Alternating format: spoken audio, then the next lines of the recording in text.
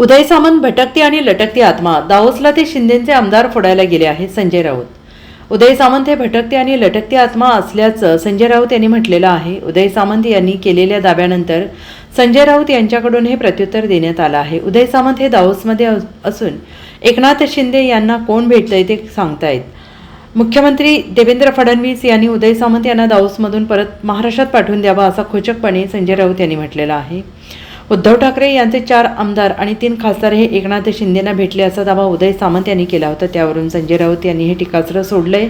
या दाव्यानंतर संजय राऊत संतापलेत आणि उदय सामंतांना असं प्रत्युत्तर दिल्याचं पाहायला मिळतंय. उद्या एकनाथ शिंदे हे मोदींना नकोसे होतील, देवेंद्र फडणवीसांना नकोसे झालेले आहेतच. मी भाजपचं अंतरंग माझ्या इतकं कोणीच ओळखणार नाही. अटल बिहारी वाजपेयी, प्रमोद महाजन आणि लालकृष्ण अडवाणी होते तोपर्यंत आमचं बरं चाललं होतं, पण गेल्या 10 वर्षात प्रत्येक दिवस दिल्ली आणि महाराष्ट्रात शिवसेनेविरोधात कटकारस्थान करण्यासाठी गेला असा हल्लाबोल राऊतांनी केलेला आहे. पालकमंत्री पदासाठी रस्त्यावर आंदोलन करत हे या महाराष्ट्राचा कारभार सुरू आहे. आयुष्यभर यांनी फोडाफोडी केली, स्वतःही फुटले. हे अस्वस्थ आत्मे आहेत.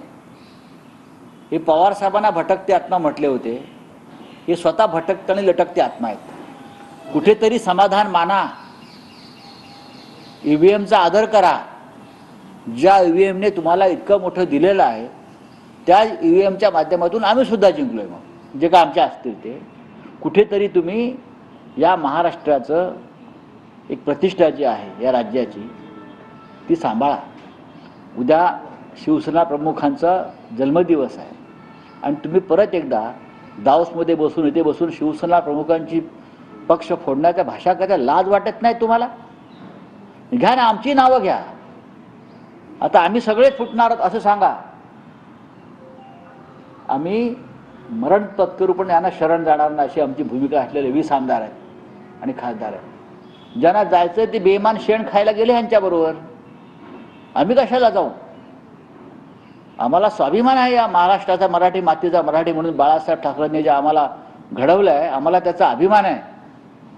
माझं परत मागणं आहे, उदय सामंत उद्योगमंत्री यांना मुख्यमंत्र्यांनी तात्काळ महाराष्ट्रात परत पाठवायला पाहिजे. Bureau report SBN Marathi, Mumbai.